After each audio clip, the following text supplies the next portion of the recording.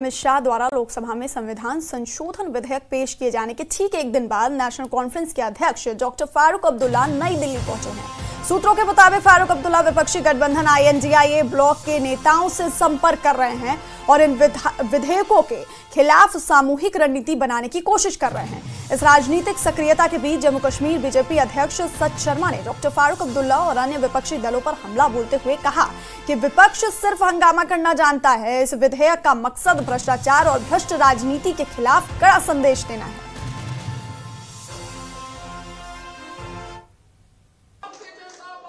मेरे साथ हैं जम्मू कश्मीर बीजेपी के प्रेसिडेंट सच शर्मा जी। सच शर्मा जी, कल से जो ये बिल्स आई हैं और जिसमें चीफ मिनिस्टर के पावर्स को कहीं ना कहीं कटेल करने की एक अटेम्प्ट है, हालांकि ये सिलेक्ट कमेटी को चला गया है, लेकिन अपोजिशन कहीं ना कहीं इस पर बवाल मचा रही है और डॉक्टर फारूक अब्दुल्ला दिल्ली पहुंचे हैं घेरने की कोशिश बीजेपी को, सेंट्रल को, और कह रहे हैं कि ये फेडरलिज्म के खिलाफ है।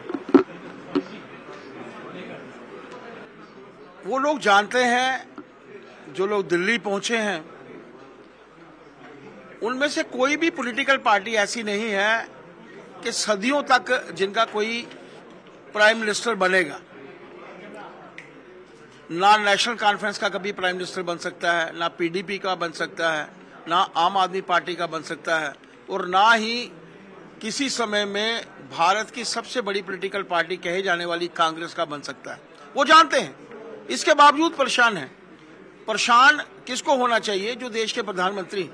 वो परेशान नहीं है, वो चाहते हैं कि ट्रांसपेरेंसी आए, लेकिन विपक्ष में बैठने वाले नेता कभी नहीं चाहते कि एक ट्रांसपेरेंसी जो है यहां पर आए। सकारात्मक राजनीति ये लोग नहीं चाहते हैं। भ्रष्टाचार किया है 2004 से लेकर 14 तक 10 वर्ष के अंतराल में कितने घोटाले हुए थे। ये लोग जानते हैं कि ऐसी परिस्थितियां इनके लिए उत्पन्न हो सकती हैं। उन परिस्थितियों का डर इनको सता रहा है। कुछ लोगों ने क्रिकेट के घोटाले किए हैं, मैं अब उनका नाम नहीं लेना चाहता हूं, मैं बड़े लेवल पे इसको प्रोडिसाइज नहीं करना चाहता, लेकिन कुछ लोगों ने, उनको लगता है कि अगर वो मुख्यमंत्री बन जाते हैं और वो जेल के अंदर चले जाएंगे तो उनको छोड़ना पड़ेगा। जब इंडिविजुअल वोट देता है, जब आपने मुझे वोट दिया था तो ये सोचकर वोट दिया था कि हम लोग किसी ईमानदार नेता को वोट दे रहे हैं, और कारण यही था।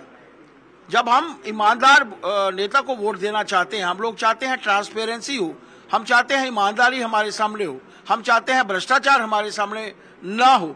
ऐसे समय में जब वो नेता भ्रष्टाचारी बन जाता है तो क्यों कर उसको बड़ी गद्दी पर रहने का हक है।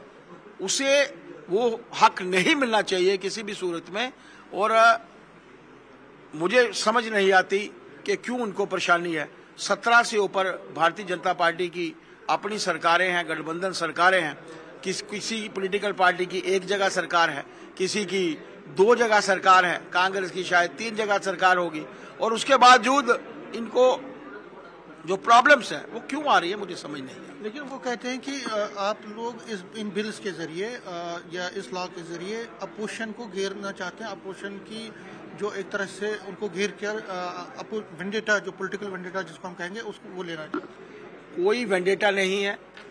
देश में 140 करोड़ लोगों का सर्वे आप करिए, उनसे बातचीत करिए, उनमें एक मैं भी हूं।